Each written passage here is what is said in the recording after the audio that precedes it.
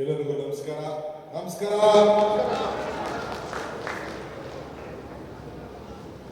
ರಾಜಕಾರಣಿ ಭಾಷಣಕ್ಕೂ ಸ್ವಾಮಿಗಳ ಭಾಷಣಕ್ಕೂ ವ್ಯತ್ಯಾಸ ಇದೆ. ಅದಕ್ಕೆ ಏನಾದರೂ ತೂಗುಡಿಸ್ತಾ ಇದ್ದೀನೋ ಅಂತ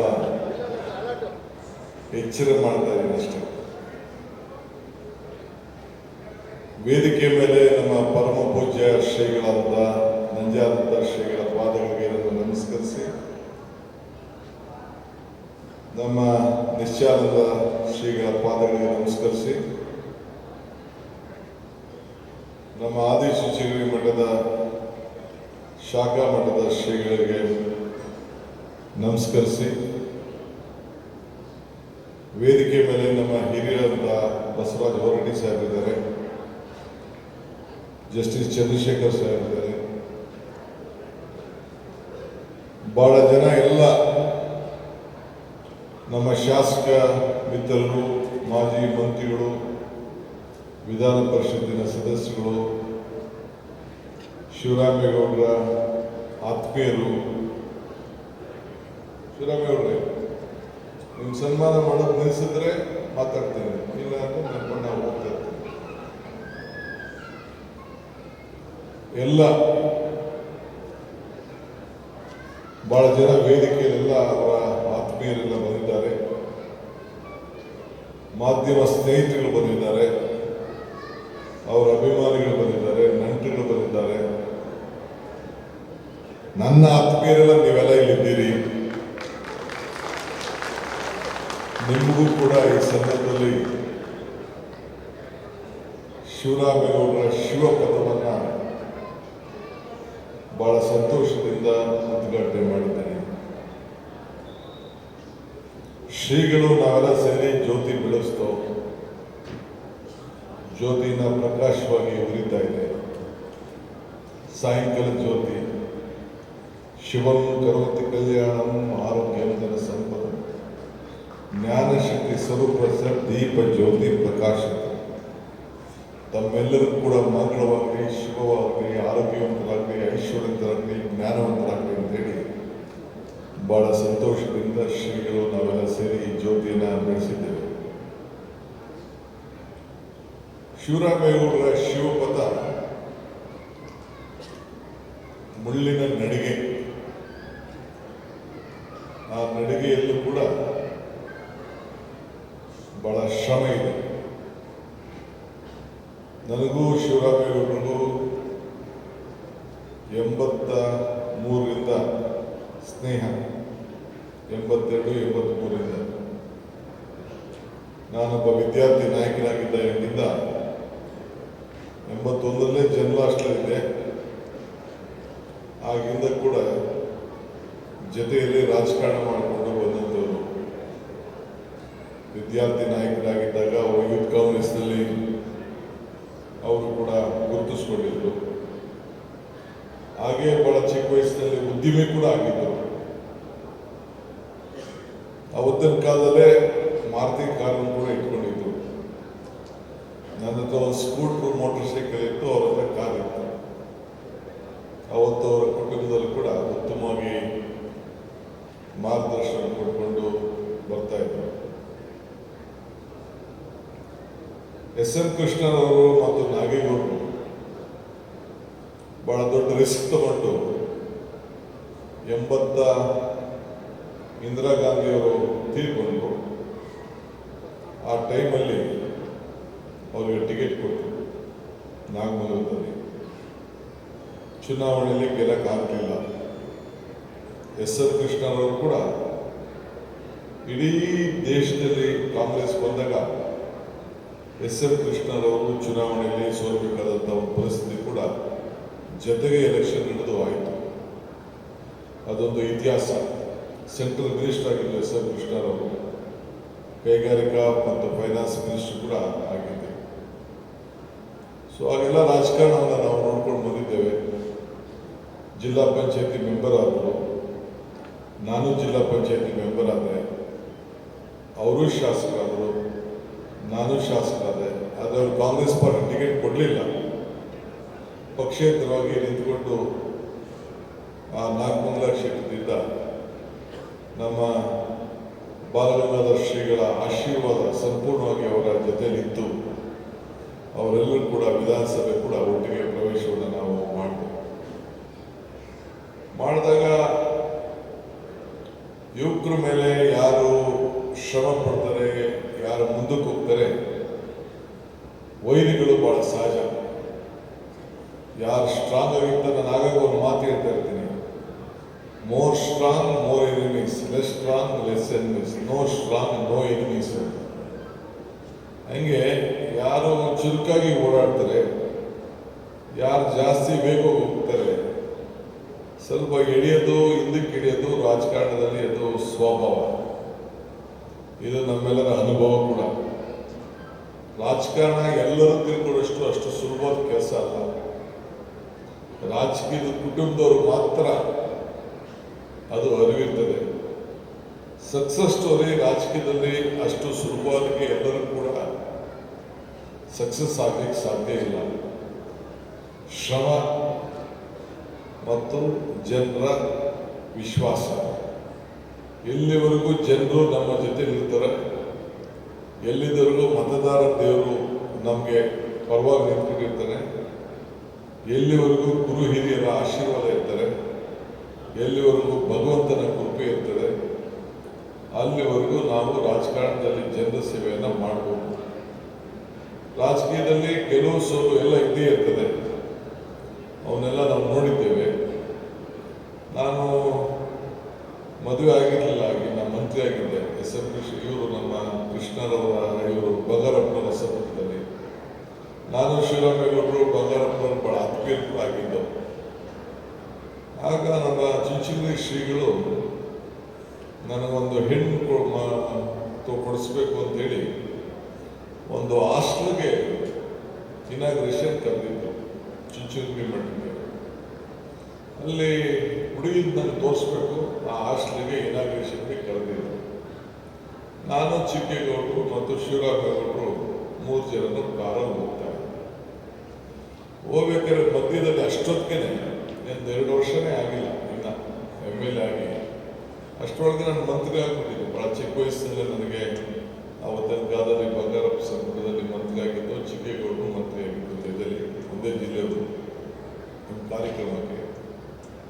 ಅಲ್ಲಿ ಅರ್ಧ ದಾರಿಗೆ ಅವ್ರ ಮೇಲೆ ಎಷ್ಟು ಸ್ಟ್ರಾಂಗ್ ಆಗಿ ಗೆದ್ದುಬಿಟ್ಟಲ್ಲ ಇವನು ಇಂಡಿಪೆಂಡೆಂಟ್ ಆಗಿ ಅಂತ ಹೇಳಿ ಕೆಲವರ ಶಿವರಾಮೇಗೌಡರ ಮೇಲೆ ಎಲೆಕ್ಷನ್ ಪಿಟಿಷನ್ ಹಾಕಿಸ್ತಾರೆ. ಎಲೆಕ್ಷನ್ ಪಿಟಿಷನ್ ಆಗಿ ಆ ದಿನ ಹೈಕೋರ್ಟಲ್ಲಿ ಜಡ್ಜ್ಮೆಂಟ್ ಬರ್ತದೆ, ಇವರ ಶಾಸಕ ಸ್ಥಾನ ರದ್ದು ಮಾಡಿದ್ದೀವಿ, ಇವರು ಸರಿಯಾದ ರೀತಿಯಲ್ಲಿ ಎಲೆಕ್ಷನನ್ನು ಮಾಡಿಲ್ಲ ಅಂತ ಹೇಳಿ ಅವ್ರಿಗೆ ಜಡ್ಜ್ಮೆಂಟ್ ಬಂದ್ಬಿಡ್ತು. ಎಂಥ ದುರ್ದೈವ ಅಂದರೆ, ಹಸುವಿಗೆ ಅನ್ನೋದಕ್ಕೆ ನಾನು ಯಾವಾಗಲೂ ಅವ್ರು ಮಾತಾಡ್ತೇನೆ, there is no medicine for ಹಸುವಿಗೆ ಮದ್ದಿಲ್ಲ ಅಂತ. ಹಂಗೆ ಕೆಲವರು ಬೇರೆ ಯಾರು ಮಾಡೋದಿಲ್ಲ, ಎಲ್ಲ ನಮ್ಮವರೇನೆ. ಅದು ನನಗೆ ಯಾರ ಹೆಸರು ನಾನು ಹೇಳೋಕ್ಕೆ ನನಗೆ ಇಷ್ಟ ಇಲ್ಲ. ಸೊ ಹಂಗೆ ಅವತ್ತು ಆ ಘಟನೆ, ನಾನು ಆ ಸಂದರ್ಭದಲ್ಲಿ ಫೋನಲ್ಲಿ ಮೆಸೇಜ್ ಬಂದಾಗ ನಾನು ಜೊತೆಲಿದ್ದೆ.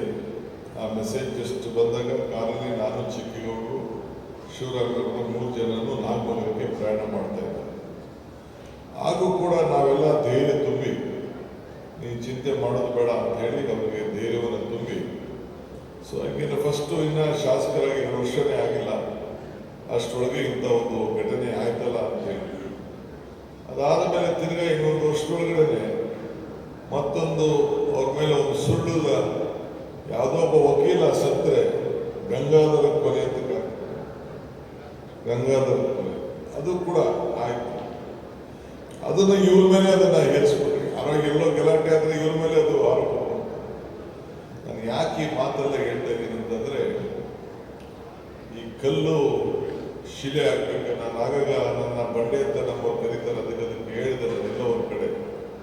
ಕಲ್ಲು ಪ್ರಕೃತಿ, ಕಡದರೆ ಆಕೃತಿ, ಪೂಜಿಸಿದರೆ ಸಂಸ್ಕೃತಿ ಅಂತ. ಹಂಗೆ ಶಿವರಾಮೇಗೌಡರಿಗೆ ಇವತ್ತು ಶಿವಪಥ ಅಂತ ಹೇಳಿ ಒಂದು ಹೆಸರು ಬರಬೇಕಾದ್ರೆ ಅವರು ಜೀವನದಲ್ಲಿ ಬೇಕಾದಷ್ಟು ಏಟನ್ನು ತಿಂದು ಬಳಸ್ಕೊಂಡು ಮಾಡಿ ಅನುಭವಿಸಿ ಶ್ರಮಪಟ್ಟು ಇವತ್ತು 70ನೇ ವರ್ಷದ ಸಂದರ್ಭದಲ್ಲಿ ನಾವು ನೀವೆಲ್ಲ ಬಂದು ಅವ್ರಿಗೆ ಇನ್ನೂ ಒಂದು ಹೆಚ್ಚಿಗೆ ಶಕ್ತಿ ಸಿಗಲಿ, ಅವ್ರು ಒಳ್ಳೆಯದಾಗ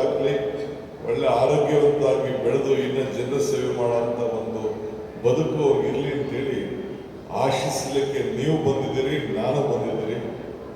ಆ ಎಲ್ಲ ಕಷ್ಟ ಕಾಲದಲ್ಲೂ ಕೂಡ ಅವ್ರ ಜೊತೆ ಶ್ರೀಮತಿ ಸುಧಾರವರು ಅವರವರ ಬದುಕಿನ ಜೊತೆಯಲ್ಲಿ ಎಲ್ಲ ಶ್ರಮದ ಬದುಕಿನಲ್ಲಿ ಅವರ ಜೊತೆಲಿ ಇದ್ದು ಬೆನ್ನೆಲುಬಾಗಿ ನಿಂತ್ಕೊಂಡಿದ್ದನ್ನು ನಾನು ಗಮನಿಸಿದ್ದೇನೆ. ಸೊ ಆ ಹೆಣ್ಣು ಇವತ್ತು ಅವ್ರಿಗೆ ಇಂಥ ಎಲ್ಲ ಕಷ್ಟ ಕಾಲದಲ್ಲೂ ಕೂಡ ತಡ್ಕೊಳ್ಳಿಕ್ಕೆ ಒಂದು ಅವಕಾಶವನ್ನು ಮಾಡಿಕೊಟ್ಟು. ಏಕೆಂದರೆ ಮನೇಲಿ ಹೆಣ್ಮಕ್ಳು ಪ್ರೋತ್ಸಾಹ ಕೊಡಲಿಲ್ಲ ಅಂದರೆ, ಹೆಣ್ಮಕ್ಳು ಜೊತೆಲಿಲ್ಲ ಅಂತಂದರೆ ಇಂಥ ಕಷ್ಟಗಳನ್ನು ಯಾರೂ ಕೂಡ ನಡೆಸಲಿಕ್ಕೆ ಸಾಧ್ಯ ಇಲ್ಲ. ಸೊ ಎಲ್ಲ ನೋಡಿದ್ದೇನೆ. ಸೊ ಹಂಗೆ ಇದ್ರ ಜೊತೆಗೆ ನಾನು ನಮ್ಮ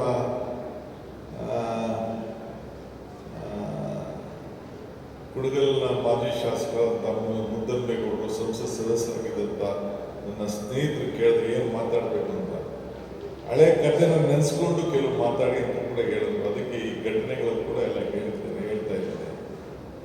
ಇವತ್ತು ಎಸ್ ಎಂ ಕೃಷ್ಣರವರು ಕೂಡ ಕಾಂಗ್ರೆಸ್ ಪಕ್ಷದ ಅಧ್ಯಕ್ಷರಾಗಿದ್ದರು. ಆಗ ಅವ್ರನ್ನ ಮುಖ್ಯಮಂತ್ರಿ ಮಾಡಬೇಕು ಅನ್ನೋದು ಆಸೆ ನಮಗೆಲ್ಲ. ನಾವು ಹೋರಾಟ ಮಾಡಿ ಅವ್ರನ್ನ ಚೀಫ್ ಮಿನಿಸ್ಟರ್ ಮಾಡಬೇಕು ಅಂತೇಳಿ ನಾನು, ಜಯಚಂದ್ರ ಎಲ್ಲ ಬೇಕಾದಷ್ಟು ನಮ್ಮದೇ ಸಿ ಎಂ ಲಿಂಗಪ್ಪ ನಾವೆಲ್ಲ ಹೋರಾಟ ಮಾಡ್ತಿದ್ದೆವು. ಆಗ ಹೋರಾಟ ಮಾಡ್ತಿದ್ದ ಸಂದರ್ಭದಲ್ಲಿ ಅಂಬರೀಷ್ ಅವ್ರನ್ನ ಕಾಂಗ್ರೆಸ್ಗೆ ತರಬೇಕಾದ್ರೆ ಆವತ್ತಿನ ಕಾಲದಲ್ಲಿ ಶಿವರಾಮೇಗೌಡರ ಪಾತ್ರ ಭಾಳ ದೊಡ್ಡದಿತ್ತು.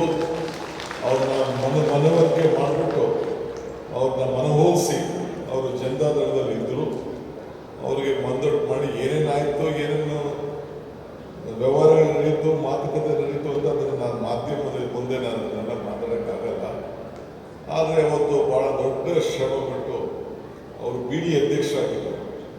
ಅವ್ರಿಗೆ ನಮ್ಮ ಕೃಷ್ಣ ಬೈರೇಗೌಡರ ತಂದೆ ಬೈರೇಗೌಡರು, ಅವರು ನಾಗೇಗೌಡರು, ಅವರು ಭಾಳ ಸ್ಟ್ರಾಂಗ್ ಆಗಿ ಎಲ್ಲ ಕಷ್ಟ ಕಾಲದಲ್ಲೂ ಅವ್ರ ಜೊತೆಲಿ ನಿಂತ್ಕೊಂಡಿದ್ರು.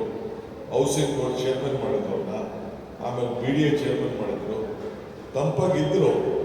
ಆ ತಂಪಾಗಿದ್ದಾಗ ನಾನು ಕರ್ಕೊಂಡು ನಡಿಯಪ್ಪ ನೀನು ಕಾಂಗ್ರೆಸ್ ಬರುವಂತೆ ನಮ್ಮ ಸರ್ಕಾರ ಬರ್ತಿದೆ ಅಂತೇಳಿ ಅವ್ರನ್ನೂ ಕಾಂಗ್ರೆಸ್ಸು, ಅವರು ಮತ್ತು ಇವರು ಅಂಬರೀಷ್ ಅವರು ಇಬ್ಬರೂ ಸೇರಿ ಕಾಂಗ್ರೆಸ್ ಸೇರಿಕೊಂಡು ಟಿಕೆಟ್ ಕೊಟ್ಟಿದ್ದು. ಎಸ್ ಎಂ ಕೃಷ್ಣರವರು ಮಾತು ಕೊಟ್ಟಿದ್ರು, ನಿನಗೆ ಮಂತ್ರಿ ಮಾಡ್ತೀನಿ ಅಂತ ಮಾತು ಕೊಟ್ಟಿದ್ರು. ನಾನು ಜೊತೆಲಿದ್ದು ಎಲೆಕ್ಷನ್ ಆದಮೇಲೆ ರಿಸಲ್ಟ್ ಬರೋಕ್ಕಿಂತ ಮುಂಚೆ ಇಬ್ಬರು ದುಬೈಗೆ ಹೋದವು. ದುಬೈ ಹೋಗಿ ನೋಡ್ಕೊಂಡು ಬಂದು ಅಲ್ಲಿ ಸೂಟ್ ಕೊಟ್ಟು ಎಲ್ಲ ಮಂತ್ರಿಗೆ ಸೂಟ್ ಕೊಟ್ಟು ಎಲ್ಲ ಅವರು ಹೊಲಿಸಿದ್ರು. ನನಗೂ ಹೊಲಿಸ್ಕೊ ಅಂತ ನನ್ನ ಫ್ರೆಂಡ್ ಒಬ್ಬ ಜಫುಲ್ಲಾ ಖಾನ್ ಅಂತ, ಅವರು ನಮ್ಮಿಬ್ಬರಿಗೂ ಫ್ರೆಂಡ್ ಇದ್ದ, 7 ವರ್ಷ. ಆಮೇಲೆ ಅವ್ರು ಸೂಟ್ಗೆ ಹೊಲಿಸ್ಕೊಂಡ್ರು. ನಾನು ಸೂಟ್ ಹೊಲಿಸ್ಕೊಳಕ್ಕೆ ಹೋಗಲಿಲ್ಲ, ಬೇಡಪ್ಪ ನನಗೆ ಬೇರೆ ದುಡ್ಡಿಲ್ಲ, ನನ್ನ ಬಟ್ಟೆ ಹೊಲಿಸ್ಕೊಂಡಿಲ್ಲ ಅಂತ ಹೇಳಿದೆ. ಅರ್ಧ ಹೊಲಿಸ್ಕೊಂಡ. ಶಿವರಾಮೇಗೌಡರು ಭಾಳ ಕಲರ್ಫುಲ್ ರಾಜಕಾರಣಿ. ಅವ್ರು ಹೇಳ್ತಿರೋ ಕ್ಲಾಸು, ಅವ್ರ ಬಟ್ಟೆ, ಅವ್ರ ಸೂಟು. ನಾವಿನ್ನ 10 ವರ್ಷ ಆದರೂ, ಇನ್ನು 100 ವರ್ಷ ಆದರೂ ನಮ್ಮ ಕೈಲಿ ಕಲರ್ಫುಲ್ ರಾಜಕಾರಣಿ ಮಾಡೋಕ್ಕಾಗೋದಿಲ್ಲ. ಭಾಳ ಸ್ಟೈಲಿಶ್ ರಾಜಕಾರಣಿ. ನಮ್ಮ ಸಮಾಜದಲ್ಲಿ ನಮ್ಮ ವಯಸ್ಸಿನಲ್ಲಿ ನಾವು ಅವ್ರು ಹಾಕೋ ಬಟ್ಟೆ, ಅವರು ಅವತ್ತಿನ ಕಾಲದಲ್ಲಿ ಬ್ಯಾಲೆ ಶೂ ಹಾಕ್ತಿದ್ರು. ಬ್ಯಾಲೆ ಶೂ ಅಂದರೆ ನಾನು ಬರೀ 3-4 ಸಾವಿರ ರೂಪಾಯಿ ಶೂಸ್ ಹಾಕ್ತಿದ್ದೆ, ಅವ್ರು 2 ಲಕ್ಷ ರೂಪಾಯಿ ಶೂಸ್ ಹಾಕ್ತಿದ್ರು.